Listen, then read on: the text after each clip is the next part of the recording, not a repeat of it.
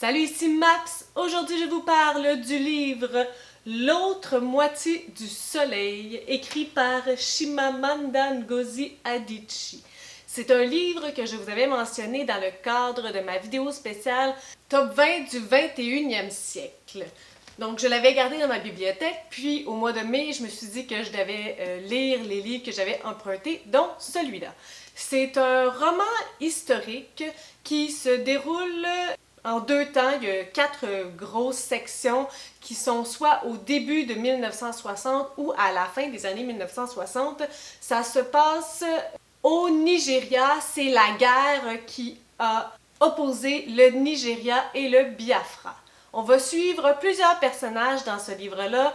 Au départ, Ugwu, qui devient le boy d'Odenigbo. Odenigbo qui rencontre Olana. Olana qui a une sœur qui est Néné, qui a une relation avec Richard. Donc on va suivre particulièrement ce groupe de personnages-là dans l'impact que la guerre a eu sur leur vie. Donc on a le avant la guerre, puis le après, le avant, puis le après. Donc, à travers ces personnages-là, on va découvrir qu'est-ce qui s'est passé et comment ça s'est passé lors de l'indépendance du Biafra. C'est donc un roman historique, comme je vous le disais préalablement, mais d'un événement dont on a entendu moins parler que, par exemple, l'occupation allemande de la Deuxième Guerre mondiale. C'est donc une traduction de l'anglais parce que vous le savez que je ne lis pas en anglais. Ça a été traduit en français par Mona de Pracontal. En premier, j'aimerais ça vous parler des personnages. Je sais pas si c'est dû à la traduction, mais j'ai eu beaucoup de difficultés à m'attacher à eux. Je sais que personnellement, un enjeu pour moi, c'est lorsqu'il y a beaucoup de personnages, particulièrement lorsqu'on suit différentes perspectives, et c'est le cas ici. Donc au départ, on suit Ugwu, mais après ça, on suit les différents personnages que j'ai mentionnés précédemment, et vraiment de leur perspective. Puis il y a aussi beaucoup de personnages comme secondaires, tertiaires. Pour moi, c'est quelque chose qui me met des bâtons dans les roues, ça devient difficile pour moi. Les personnages, pour moi, si je compare Odenigbo à Richard, il n'y avait rien de particulier à chaque personnage.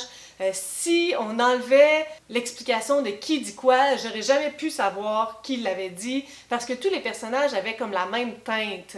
Il n'y avait pas de trait de personnalité qui ressortait énormément, de distinction, un petit peu entre les deux sœurs, Olana et Kenene, mais si peu.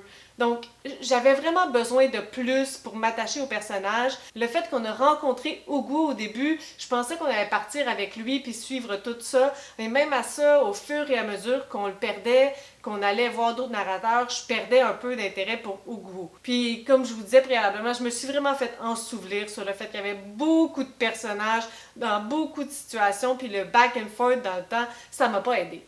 Et je pense que l'objectif de ce livre-là, c'était vraiment de parler de la guerre, un aspect très politique aussi qui n'est pas tant dans mes cordes, malgré que je suis quelqu'un qui aime beaucoup l'historique. J'ai besoin que ça soit simplifié pour moi parce que je m'y perds, je connais pas ça, donc rapidement ça devient un peu trop. Et comme j'ai pas l'impression que l'objectif c'était de nous rendre nécessairement les personnages attachants, ça devenait difficile pour moi d'embarquer dans l'histoire tout simplement. Je me suis demandé si c'était seulement moi qui avais vécu ça par rapport aux personnages, et en regardant un petit peu dans Goodreads, pour les commentaires qui étaient plus négatifs, c'est ce qui revenait le plus souvent. C'est qu'il n'y avait pas d'intérêt par rapport aux personnages.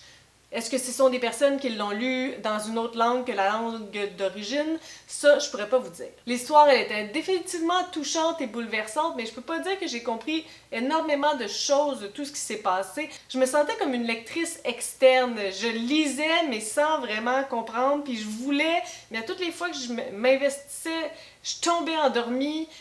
C'était juste peut-être pas vraiment pour moi. Ça me fait chenoute parce que je suis quelqu'un qui adore lire des romans historiques, qui aime ça en apprendre un peu plus. Lorsque c'est des romans qui me font mal, habituellement c'est un des aspects qui font en sorte que je vais aimer ça, mais ça n'est vraiment pas tombé dans ma tasse de thé pour cette fois-là.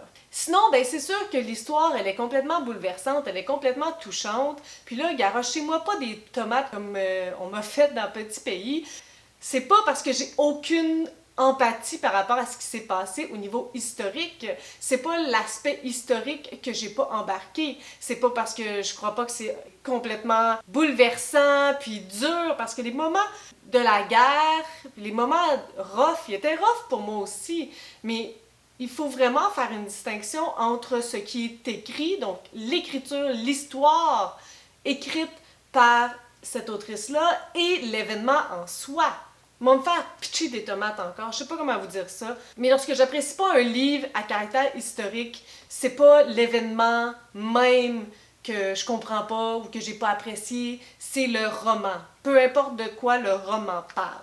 Mais définitivement, tous les moments difficiles que les personnages ont vécus, toutes les horreurs qu'ils ont vues, je les ai vécues avec eux. Mais j'avais peine à comprendre tout ce qui se passait. C'était pas abordable pour moi, c'était pas vulgarisé. On parlait beaucoup de politique aussi, une zone qui est vraiment hors de mon confort. Puis en plus que j'avais pas développé un attachement particulier pour les personnages, tout ça, ça faisait en sorte que ma lecture, elle était assez laborieuse. J'ai trouvé ça intéressant lorsqu'on a fait un bond à la fin des années 1960. Puis après, lorsqu'on est revenu, on se disait, OK, comment on va arriver au moment qu'on a lu préalablement?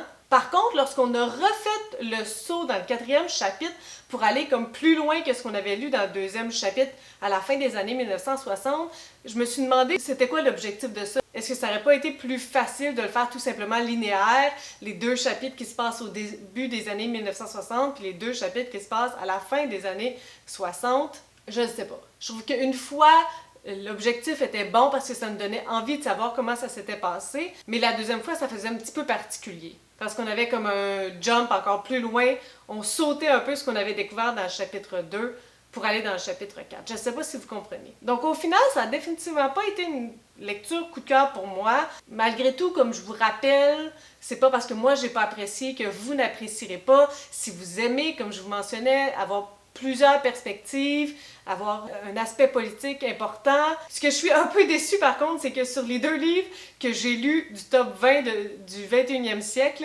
les 2 livres pour l'instant, j'ai pas été impressionnée. Sur ce, si vous avez des suggestions, des critiques, des commentaires, n'hésitez pas à le faire en dessous de ma vidéo. Je publie des vidéos assez fréquemment dans une semaine. Si vous aimez cette vidéo, n'hésitez pas à mettre un petit pouce ou à vous inscrire à ma chaîne. Et sur ce, je vous souhaite de bonnes lectures.